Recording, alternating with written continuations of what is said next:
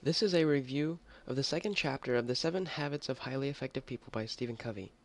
The second habit is to begin with the end in mind. And Stephen Covey starts off the chapter by having you visualize your funeral. How do you want people to react when they find out that you have passed away? What do you want them to say at your funeral? Do you want people to say that, oh, this guy he was, he did a lot of bad deals, he cheated in school, and he lied a lot? Or do you want people to say that you were a genuinely good guy? And he wants you to take this into consideration into every activity that you perform throughout your day. He gives an example of a little child getting in trouble.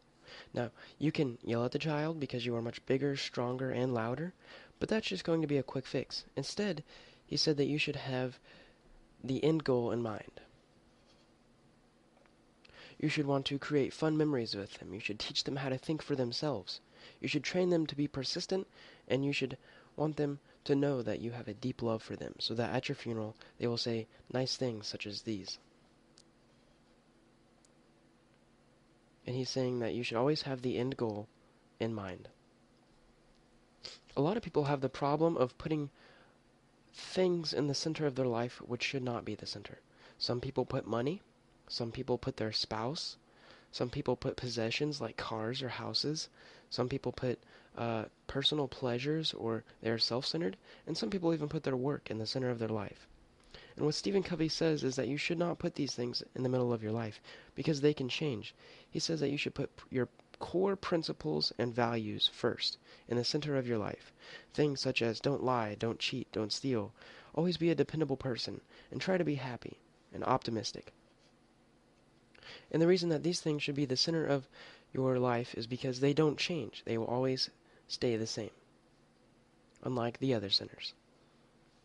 About halfway through the chapter, he says that an open mind is also very helpful when beginning with the end in mind.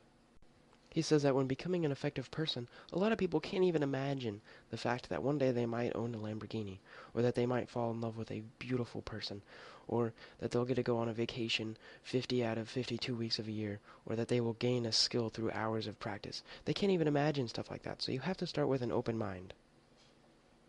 So habit 2 is to start with the end in mind. Remember, you should always act how you want people to remember you, because there is a very cliche saying that they won't remember what you did for them, but they will remember how you made them feel. Also, center your lives on principles instead of materialistic things. And if each day you move closer to your end goal, you're becoming a better and more effective person in the long run. I hope this video was helpful, and I hope you enjoyed watching it. Subscribe for more.